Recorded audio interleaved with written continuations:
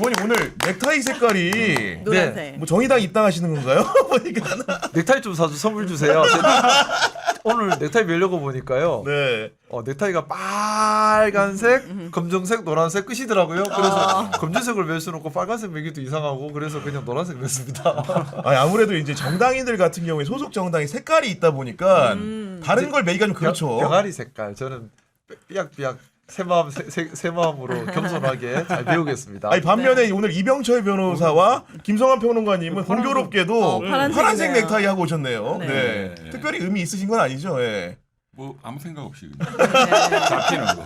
네. 우리 김성환 평론가님도요. 예. 아유, 저도 뭐 마찬가지입니다. 네. 뭐 그렇게 믿어주시면 더 좋고요.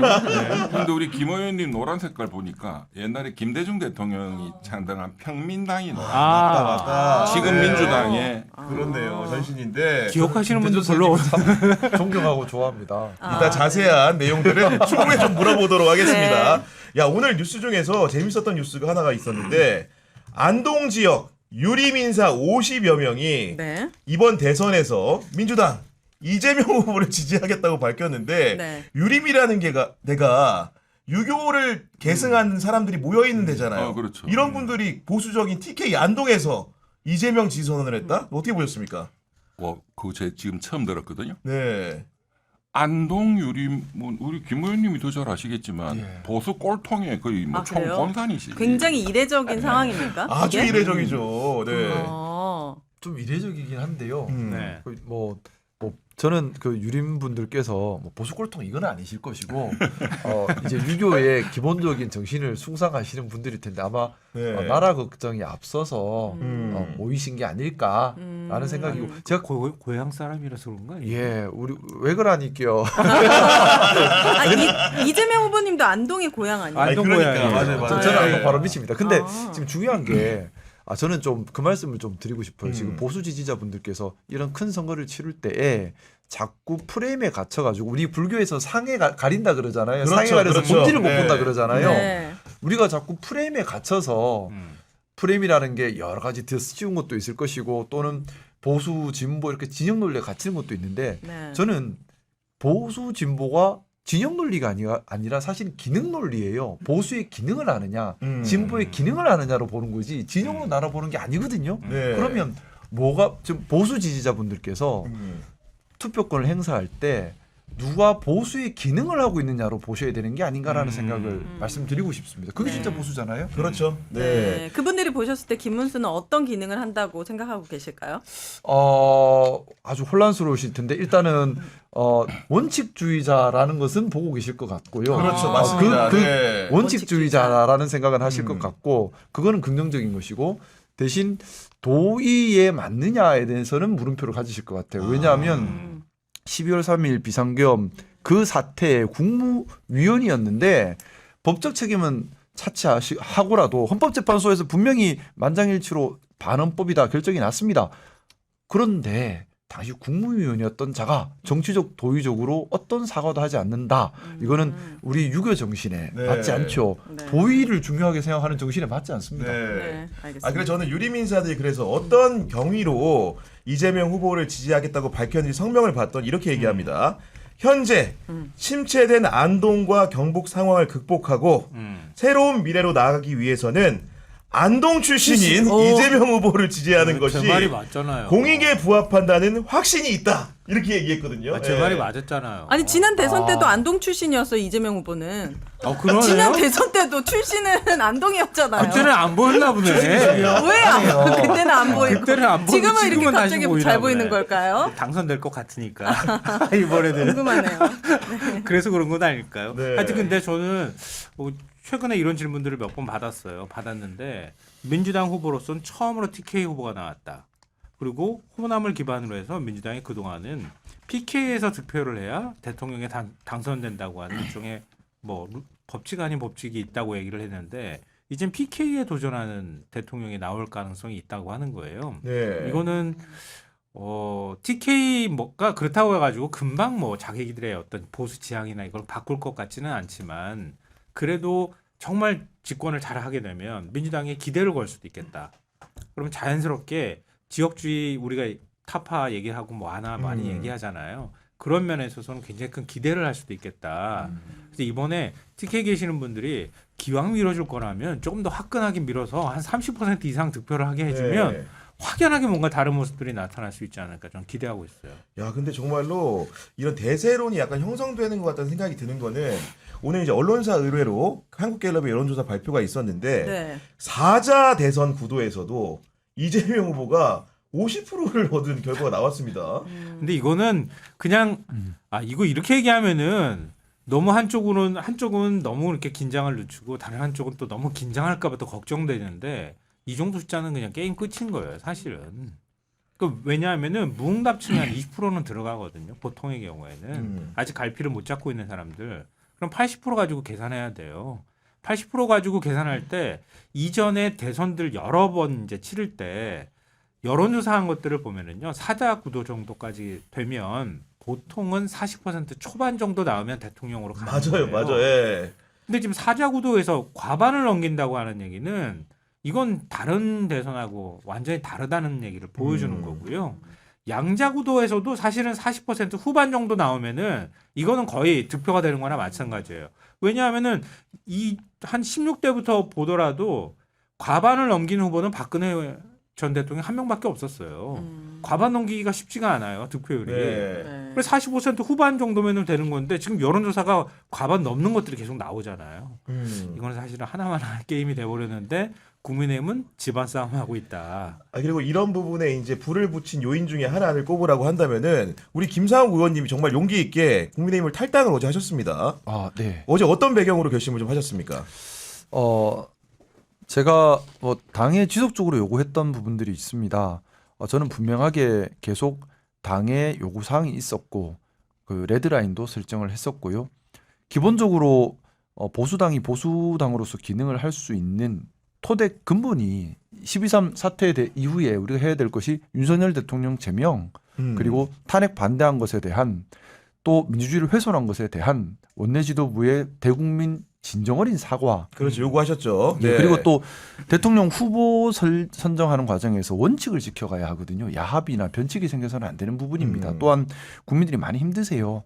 서민 경제가 완전히 파탄이 났습니다. 거기에 대한 대책, 수립 이런 부분들을 요구했는데 계속 받아들여지지 않았죠. 그래서 지난달 말에 이제 본 후보 결정 전까지는 당에 요구를 이걸 대책을 요구한다. 들어달라. 제가 네. 제가 거치를 걸고 요구한다고 제가 걸을 수 있는 걸 다 걸었는데 판돈을 다 걸었는데 대답이 없어요. 못했어요. 그래서 판돈을 다 걸었으니 이제 책임을 져야죠. 제가 네. 12월 3일 이후에 시민들을 만나 뵐 때마다 늘 첫 마디가 죄송합니다.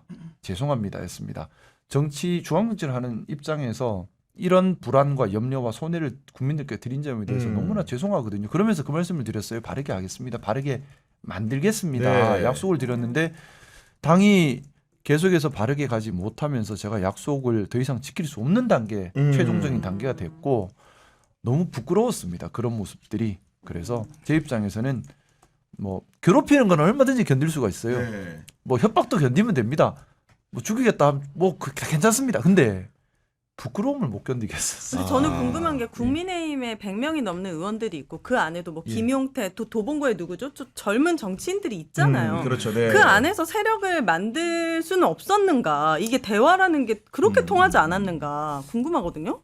제가 많이 부족했던 것 같습니다. 아, 나는 이런 거 싫어. 나는 이렇게 물러터진 답변이 싫어. 이렇게 하면 나와가지고 어딜 갈 수 있어요. 싸우려면은. 그래서 무소속이에요. 아니 대화를 시도하긴 했습니까? 그 젊은 정치인들에게? 서로 당연히 대화도 하고 네. 또 서로의 입장도 충분히 서로 이해를 하고 알고 있습니다. 네. 사실은 너무 잘 서로 알기 때문에 뭐 무리한 요구를 제가 할 수도 없는 것이고요. 이게 뭐 무리한 요구야. 보수를 제대로 만들어보자. 우리 젊은 정치인끼리. 이거 너무 해보니까 힘들어요. 살짝 힘든데 그걸 나도 진짜 뭔가 이렇게 얘기하고 스스로 싶었는데 하려고 쭉 들어갔어요. 손을 잡아주면은 모르겠지만은 이마 힘든 걸 같이 하자고. 어쨌든 어찌 실망입니다. 함부로 얘기합니까? 김용태 또 도봉구에 누구죠? 아니, 훌륭한 그- 분들이에요. 훌륭한 분들이. 뭐가 훌륭해? 29개 김재섭. 한마디. 네. 김재섭 29개 네. 한마디도 못하는데. 저는 네. 그래도 우리 김재섭 의원님, 김용태 의원님 참 좋아하고 존경하고요. 그분들이 당에서 아직 우리 3년이 남았습니다. 네. 역할을 해주면서 뭐 제가 비록 이제 함께하지는 못하지만 국민의힘이 제발 제발 국민을 받드는 정당으로 역할하도록 기능해주기를 간곡히 네. 바라는 마음입니다. 그래도 희망이 있다면 그분들에게서 찾아야 되니까요. 아니, 근데 그리고 저 최후- 궁금한 게 하나 네. 있는데요. 아니 조금 더 버티다가 네. 어차피 대선 내서 지고 나면 국민의힘이 뭐 쪼개지든 뭘 하든 재창당을 하든 할 거 아닙니까? 자연스럽게 그러면서 보수 혁신이나 이런 것들 할 수 있었을 텐데 왜 조금 빨리 나오셨어요? 국민들한테 약속을 했습니다. 아, 4대, 약속을 지키기 위해서? 4대 요구를 당해 제 거취를 걸고 들어주지 요구한다. 않으면 네. 어떻게 한 입으로 두 말해요? 안 들어줄 것 지켜야죠. 같은데. 그럼 그래서 저는 정말 마지막 충정으로 그게 안 들어진다면 정말 안 된다라는 마지막 정말 충정에서 당이 완전히 망가진다는 생각을 했어요. 네. 근데 우려대로 완전히 망가져 버렸죠. 이제 근데 그때 제가 마지막 충정으로 요구할 때 제 거취를 걸고 모든 걸 판돈을 다 걸고 요구를 했는데 올인을 했는데 그야말로 네. 아니 그런 상황인데 그 어제 이제 나오면서 하셨던 말씀 중에 인상 깊은 표현이 네. 민주보수라는 표현. 이명철 변호사님 그런 아, 표현 접한 적 있으십니까? 제가 여쭤보려고. 네. 그러니까 저도 접한 적이 없기 때문에 민주보수. 이 민주보수에서 민주는 무슨 의미인가 이게 아. 굉장히 궁금한 영역이거든요. 네. 뭘까요? 굉장히 의미심장하게 들려가지고 그 부분이. 네. 아마도 뭐 그 질문을 하시는 게 방향성을 질문하시는 것 같은데 네. 저는 방향성보다는 기능으로 얘기했던 기능으로. 겁니다. 뭐냐면 네. 제가 12월 3일 이후에 줄기차게 했던 말이 보수와 극우는 다르다. 보수와 수구도 다르다. 극우는 보수가 아닙니다. 수구는 보수가 아닙니다. 얘기를 계속해서 하고 있습니다. 네. 그리고 보수라고 하는 건 상대적으로 계속 변해야 하는 개념이죠. 보수의 가치라고 하는 것이. 네. 2025년 지금 우리 사회가 지켜야 할 대원칙은 민주주의죠. 그래서 2025년 보수 지지자라면 내가 보수주의자라고 생각한다면 최고의 가치는 민주주의여야 합니다. 그래서 그걸 강조하기 위해서 제가 민주보수라는 표현을 썼고요. 그런 의미에서 그래서 다시 한번 말씀드리지만 보수 진보 이거는 기능의 개념이지 진영의 개념이 아닙니다. 네. 그래서 내가 보수주의자다 생각하시는 유권자분들께서는 그래 보수가 뭐지? 보수가 어떤 기능을 하지? 누가 보수의 기능을 하고 있지? 이런 것들을 하시면서 결정하시는 것이 나의 투표권, 선거권을 잘 행사하시는 것이 아닌가라는 생각이에요. 진영으로 보시면 안 돼요. 아니, 못하면 벌 받아야 되고요. 잘하면 표 받아야 되는 아니 거죠. 근데 그 표현을 왜 제가 여쭤봤냐면은 네. 어제 이제 이재명 후보와 네. 이준석 후보 두 사람을 얘기했는데 두 가지 표현이 가능합니다. 민주 보수도 가능하고 개혁 보수도 가능한데 그는 왜 민주 보수라고 말을 했는가? 이걸 궁금해하는 거거든요. 일단 안 그래도 많은 분들이 너 당 어디 갈래 자꾸 물으시는데 솔직히는 제가 그리고 또 이상한 말씀하시는 분들이 계세요. 무슨 뭐 제가 간을 본다, 뭐 제가 간 볼 사람 같으면 이래 살지도 않지요. 네. 간 볼 사람 같으면은 제가 좀 이익되게 살려 그러면 처음부터 얌전히 있으면 되지 뭐 하려고 이 고생을 사서 합니까? 제 지역구에서 그것도 그러니까 울산이기 때문에 간 보는 사람도 아니고요. 제가 이제 탈당을 하고 지금 제 고민은 제가 어느 정당에 들어갈까 하는 고민은 지금 할 때가 아니라고 생각해요. 지금 제일 중요한 것은 대선 시국입니다. 그렇죠.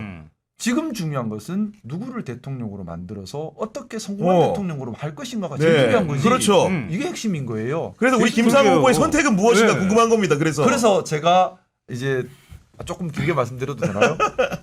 저는 이번에 대통령 되시는 분이 정말 중요하다고 생각합니다. 나라가 죽고 살고가 이번에 걸렸어요. 이번에 또다시 실패한 대통령을 만들어버리면 나라가 망합니다. 벌써 정체된 게 몇 년입니까? 네. 우리가 축소사회, 저출산, 기업 경쟁력 약화, 대외관계 악화, 사회 갈등, 또 연금, 의료, 노동개혁 못했다. 10년 세월 동안 같은 얘기를 하고 있는데 못 풀고 있어요. 더 못 풀면 언제 풉니까?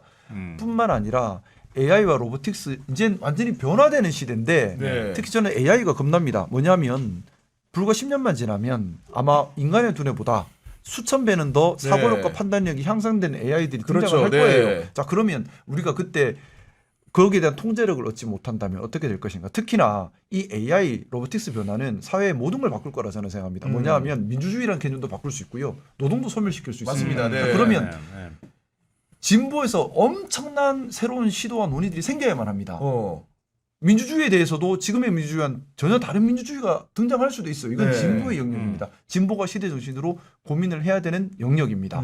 자 그러면 지금 대통령이 해야 될 숙제, 기존의 숙제 풀어내야 되는 것에 더해서 이 AI와 로보틱스로 완전히 변화되는 사회에서 보수 기본적인 사회의 안정적인 틀을 유지하면서 진보에서 이런 논의들이 일어나는 논의의 장을 끌어내야 돼요. 그러면서 이걸 우리가 혁신적으로 선도해 나가는 역할을 반드시 해내야 되고 그러니까 그런 측면에서 못 해내면 네. 저는 20년 30년 뒤에 대한민국이 또 식민지가 될 수도 있다고 생각합니다. 아니 이재명 후보가 일단은 정당의 색깔에 대해서 네네. 우리가 중도 보수를 지향한다는 표현을 쓴 적이 있고 네. 아까 AI 로보틱스 중요하다고 하셨는데 이재명 후보가 AI에 100조를 투자한다고 말도 했습니다. 그런 상황인데 연장선상에서 김상욱 의원의 탈당에 대해서 뭐라고 얘기를 했냐? 최대한 만나서 함께 노력할 거다.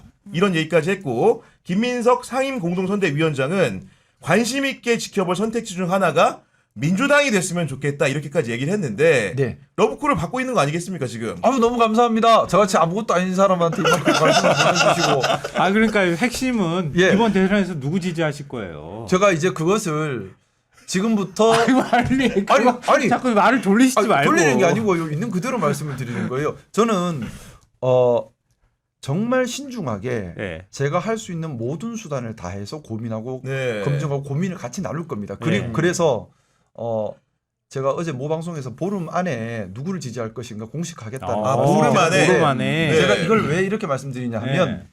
저를 이제 유권자분들께서 이번에 정확한 판단을 하셔야 해요. 그 그렇습니다. 판단의 핵심은 진영이 아닙니다. 이번 판단의 핵심은 누가 일을 할 의지와 능력을 가지고 이걸 해낼 수 있느냐가 핵심이 되어야 됩니다. 그러니까요. 김문수는 아니잖아요. 예, 그건 네. 예. 일단 그게 핵심이어야 하고 유도신문. 그게 핵심이어야 하고 네. 저는 거기에 대해서 분명하게 얘기를 하는 것이 책임 네. 있는 정치인의 역할 의무라고 생각하고 있고요. 그리고 제가 거기에 대한 판단을 내리면 저를 믿어주시는 분들께서는 그렇겠죠. 또 중요한 참고 자료로 삼으실 거라 네. 생각합니다. 자 그렇기 때문에 더 신중하게 이미 제 생각이 여러 가지가 쌓여 있지만 이 생각이 맞는지 한 번 더 검증하고 또 직접 말씀도 나누고 해보고 결정을 또 신중하게 사람들이 결정하겠다. 우려하고 있는 부분도 전달도 하고 네. 그렇게 해서 좀 더 완성된 생각으로 제가 누가 대통령이 되는 것이 알겠습니다. 좋겠다. 또 그 대통령은 어떤 역할을 해야 된다는 것에 대해서 제가 목소리를 내야겠다 생각을 가지고 있고요. 뭐 정당 입당 그건 그 다음 문제인 것 같습니다. 네. 저는 지금 대선 정국이기 때문에 누구를 지지할 것인지는 분명하게 그게 2주 안에 더 결정하겠다. 우리 근데 김상욱 그게 의원님. 왜 중요해요? 그냥 네. 본인이 혼자 지지하고 찍으면 되잖아요. 제가 하는 말이 분명히 또 여러 어떤 메시지가 유권자들께서 전해질 수 참고할 있으니까. 수 있는 자료가 될 거라 아니, 너무 생각합니다. 어깨가 무거우실 것 보니까 같아요. 그렇습니다. 민주당이 그래서 신중하게 하려고 김상욱 책임감 있게 의원을 하려고 하는 얼마나 겁니다. 받고 싶어서 그런지 모르겠는데 네. 당의 상징색이 원래 청색이잖아요. 네. 오늘 대선 홍보물을 봤더니 거기 귀퉁이에다가 적색을 박아놨네. 누가 들어온다는 거야? 이거 보니까 이게. 노란색 그래서 일부러 노란색을 했나? 네? 넥타이를? 아 이거 타이 이거밖에 없었어요. 아유 타이 선물해 주세요. 저는 오해받기 싫어서 그러신 거 아니에요? 예? 오해받기 싫으셔서 아니요 진짜 넥타이 타이가 색깔 신경 없어요. 쓰신 거 아니에요? 저는 빨간색 타이만 있으면 되는 줄 알고 살다가 네. 큰일 났어요. 타이 아니 달라야 우리 네. 이병철 변호사님 해안이 있는 분이니까 사실 네. 김상욱 의원이 돌려 말을 한 것 같은데 네. 솔직히 말을 들어보니까 우리 김상욱 의원의 행복 어떻게 될 것 같습니까? 지금 보름 후에 이제 뭐 입장 발표하시면 대선 딱 열흘 전이거든요. 그렇죠. 네. 그러니까 결정적일 때 하겠다 이런. 몸값을 올리겠다. 네. 아 제가 오늘 이 넥타이 파란 거 사람은 풀어드릴까요? 풀어서 이렇게 목에다 걸어드리고 갈까? 저는 진짜 근데 저는 정말 신중하게 저를 믿어주시는 분들께 틀리지 않은 판단의 참고 자료를 제공하고 싶습니다. 네. 그래서 제가 할 수 있는 데까지 최대한 고민을 나누고 더 검증하고 정말 그러고 싶어요. 그러니까요. 그렇게 신중한 제가 입장을 또좀 밝히셨고. 궁금한 거 좀 질문. 민주 보수 저희 굉장히 진짜 와 이게 뭘까? 어. 그러면 민주 진보는 또 뭘까? 그런데 지금 진영은 아니다고 또 이제 맞아요. 예. 기능의 문제라고 하셨어요. 생각합니다. 네. 그럼 이제 이재명 후보가 처음부터 제시한 게 중도 보수 전략이잖아요. 네네. 그리고 이제 구체적으로 선도 사업을 지금 말씀하신 AI, 네. 뭐 퀀텀, 양자 컴퓨터, 반도체, 뭐 6G 이제 비슷해요. 제가 듣기에. 맞아요. 그런데 이재명 후보의 지금 중도 보수 전략은 상당히 많이 이제 그 말씀을 해오셨잖아요. 그럼 지금 말씀하신 민주 보수가 이재명 후보의 중도 보수하고 뭐가 다릅니까? 이거는 뭐 제가 쓰는 용어라서 사실은 뭐 제가 정의하기 나름인 것 같은데 오케이. 제 생각을 말씀을 올리면 네. 지금까지 보수 진보를 얘기할 때 늘 진영으로 나눠졌습니다. 네. 진영으로 나눠지다 보니 보수의 기능을 하지 않고 있는데 보수라고 자칭하는 일이 벌어지고 있는 것이고요. 자, 제가 생각하는 보수라고 하는 것은 자, 계속 말씀드리지만은 2025년도에 지켜야 될 대한민국의 가치를 지키면서 사회 안정성을 유지하는 겁니다. 그게 1번이 민주주의인 거지요. 자, 그러면 민주주의를 지키고 실질적 법치, 공정한 뭐 합리적임 이런 것들을 지켜가는 것이 보수인 거지요. 그러면 중도 보수는 진영 개념이거든요. 보수 진보 사이에 있는 중도 뭐 이렇게 가는 진영의 네. 개념인데 제가 이 기능적인 면에서 말하는 보수 민주 보수라고 하는 것은 어떻게 보면 여기서부터 여기까지 다 포섭하고 있는 겁니다. 민주주의를 중요하게 생각하고 현재의 사회 틀을 중요하게 생각하는 거 다 포섭하는 건데 제가 이 기능을 어느 당이 더 많이 하고 있느냐를 제가 지난번에 어떻게 보면 민주당이 보수당일 수 있다는 얘기를 제가 드렸던 것이 맞아, 과거에 드렸어요. 예. 이 기능을 누가 더 많이 수행하고 있느냐는 거죠. 이 기능을 답이 있네, 답이 있어. 보수의 지금 기능을 말씀에. 누가 더 많이 수행하고 있느냐를 네. 봤을 때 최소한 12월 3일 이후 기준으로 봤을 때는 국민의힘이 보수의 기능을 수행하고 있지는 않아요. 근데 이 보수의 기능이라는 게 중요한 게 이 기능이 수행이 돼야 진보, 즉 시대 정신을 반영한 여러 가지 도전들이 가능하고 그 충격을 사회가 흡수를 할 수가 있어요. 그래서 근데 제가 좀 우려되는 부분이 있습니다. 뭐냐면 민주당이 보수의 기능도 진보의 기능도 다 가지고 있어 버리면 이게 어떻게 될 것인가? 또 권력이 집중되면 권력 견제는 어떻게 할 누가 할 것인가? 것인가? 예, 왜냐하면 국민의힘이 야당이 되었을 때 야당으로서 권력 견제 기능을 못한다면 권력 집중으로 인한 여러 가지 부작용이 또 생길 수 있습니다. 만약 그런 상황이 된다면 민주당 내부에서 권력 견제 기능이 작동을 해야 되거든요. 그러니까요. 들어가서 하실 수 있잖아. 그러니까. 예. 어쨌든 그런 부분들을 고민을 하고 있습니다. 유도신문 순간 머리가 하얘졌습니다. 원래 머리가 하얘질 때는 이유가 다 있는 법이죠. 그런 건데. 네. 근데 좀 예. 말씀하신 거에서 되게 재밌는 포인트가 될 만한 게 느껴졌는데요. 일본 사람 쓴 책을 읽었던 적이 있었는데 앞으로는 인공지능이 투표를 하는 게 인간보다 훨씬 더 현명한 선택을 하게 될 거다 이런 얘기를 하더라고요. 우리는 맞습니다. 여러 가지 변수에 대해서 사실 비합리적인 선택들을 많이 하잖아요. 그러니까 사회가 굉장히 불안정해지는 측면은 있는데 물론 그런 측면만 볼 수는 없겠지만 나중에 인공지능한테 차라리 투표를 맡기면 그럼 훨씬 더 뭐랄까 집단지성이 발휘될 수 있는 네. 그럴 가능성도 있다. 뭐하러 힘들게 투표하냐 맞습니다. 이런 얘기들도 하더라고요. 그래서 네. 그런 논의들이 진보의 논의여야 한다는 겁니다. 뭐냐면 진보도 상대적인 거거든요. 80년대의 진보는 민주주의를 위해 싸웠습니다. 쟁취를 했어요. 그러면 2025년에 보수가 이 민주를 단단하게 지키고 있어야 진보가 마음 놓고 야 민주주의가 답은 아닐 수 있어라는 얘기를 꺼낼 수가 있거든요. 근데 지금 보수 진영에서 민주주의를 못 지키니까 진보가 이 얘기를 못 꺼내고 다시 민주주의 얘기를 그러니까, 해버리면 네. 시대가 정체돼 버리는 겁니다. 자, 이제 제가 네. 조금 추상적인 개념 말고 음. 조금 구체적인 것 좀 여쭤볼게요. 네. 지금 일단 윤석열 정권이 내란을 일으켜서 이렇게 나라가 민주공화국이 거의 망할 뻔하다가 지금 네. 되살아난 건데 네. 조금 더 구체적으로 민주주의를 지켜야 된다. 이거는 누구나 뭐 인정하는 상식이니까. 그리고 전 국민이 초등학생부터 민주주의를 지키려고 우리 여의도에도 나오고 했는데 제가 좀 구체적으로 윤석열 정권이 한 것 중에 일단 경제에 대해서 구체적으로 한마디만 여쭤볼게요. 감세 정책을 했어요. 그 감세의 핵심은 재벌 감세였습니다. 그리고 종부세, 땅 부자 감세였어요. 그렇죠. 이건 어떻게 생각하세요? 저는 민주적인 의사결정 구조를 거쳤는가 일단 의문스럽고요. 저는 개인적으로 어떤 감세 정책이나 어떤 이익을 주는 것이 기존의 기득권에게 혜택을 주는 형태로 간다면 그거는 민주적인 것이 아니라 수구적인 거죠. 그래서 그러니까, 저는 네. 그거는 민주적이었다. 민주 보수의 문제가 아니라 수구냐 수구가 아니냐의 문제였던 것 같습니다. 그래서 이거 상법 개정과도 연결되는 문제 같은데요. 지금 상법 개정이 계속 논의되고 있는 상황이지 않습니까? 저는 네. 상법 개정 반드시 이루어져야 된다고 생각하거든요. 그것도 민주당 안 하고 의견을 같이 하는 거네, 그러니까. 근데 우리 그게- 유상 의원님이. 자, 예. 그게 보수의 기능을 하는 곳에서 주장해야 되는 거예요. 그러니까요. 뭐냐면 네. 상법 개정이라고 하는 것이 주식회사의 주인은 주주니까 주주가 자신의 권리를 행사할 수 있게 지켜주겠다. 그래서 시장 경제 질서의 기본 원칙에 충실하겠다는 겁니다. 공정한 사회를 만들겠다는 거예요. 자, 그러면 이거는 보수의 아이덴티티입니다.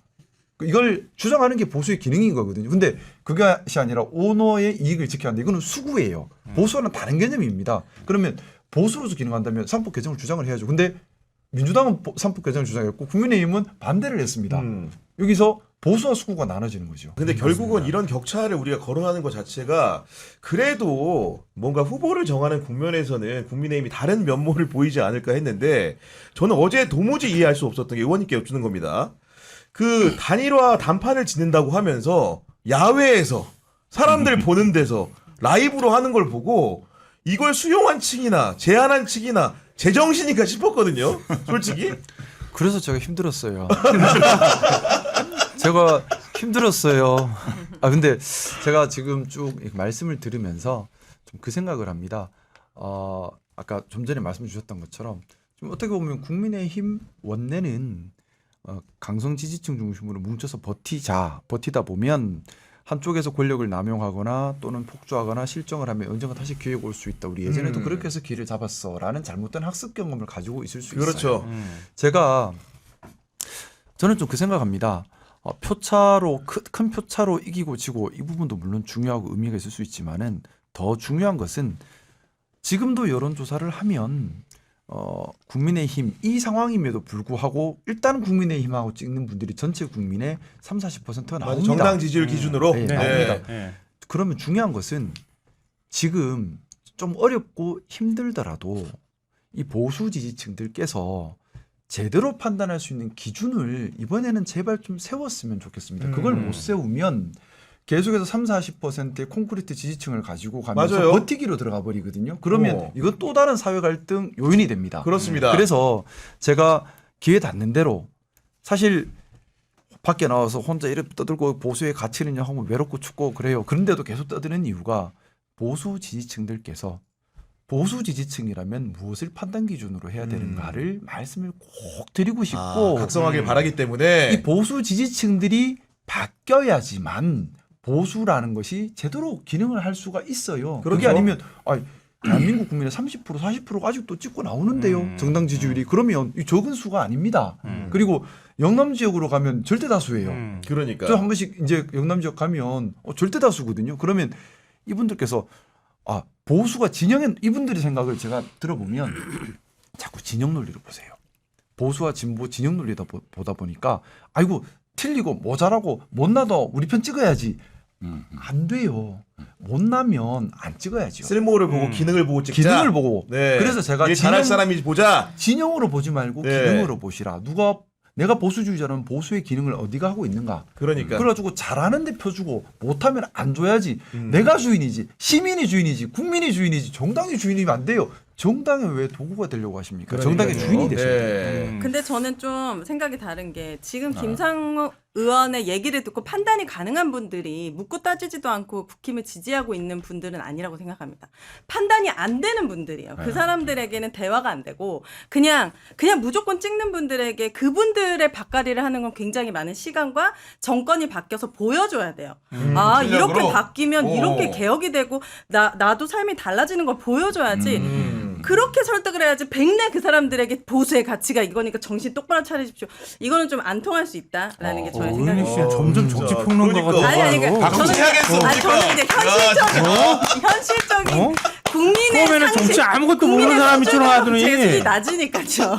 보여주라는 거죠. 네. 그러니까 이런 노력들이 네. 다 같이 더해져야 돼요. 맞습니다. 결과도 네. 나오고 또 같이 그럼요. 기준도 세우고. 그럼요. 정치가 건강해지려면 보수든 진보든 가치 판단 기준이 서 있어야 됩니다. 그럼요. 그래야 네. 국민이 주인이 되십니다. 국민이 우리 도구가 되면 안 김 돼요. 의원님 지금 말씀 듣고 제가 이게 딱 떠오르는데요.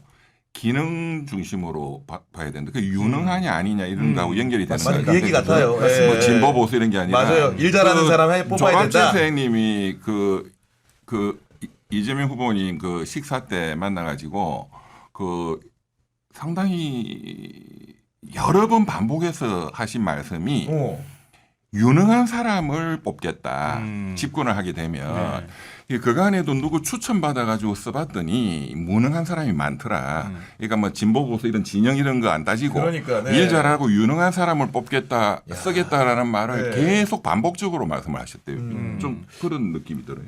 제가 지금 집중하고 있는 게 이 부분입니다. 뭐냐면 말씀 올렸던 것처럼 이번 대통령은 해야 될 역할이 역대 가장 강력하게 중요해요. 그럼요. 그래서 정말 일을 잘해야 되고 일할 의지가 있어야 되고 일할 능력이 있어야 됩니다. 국민은 3년 동안 무능하고 무지한 대통령한테 질려버렸어요. 정말 일 잘하는 제가 그래서 후보 될 사람들 다 만나보고 싶다는 것이고 그러니까요. 정말 국민들께서 일 잘하는 대통령, 일할 수 있는 대통령을 뽑아야 된다는 것이고 네. 제가 철저하게 신중하게 고민해서 제 검토하고 의견도 해서. 말씀을 드릴 겁니다. 그러니까요. 그래서 제가 드리는 말씀이 정말 신뢰가 있으려면 네. 그만큼 제가 책임감을 가지고 더 깊이 고민하고 더 말씀을 많이 듣고 말씀을 드려야 된다는 생각이고요. 네. 저는 정말 일할 수 있는 일 잘하는 대통령이 이번에 대통령이 되기를 간절히 바라는 우리 마음입니다.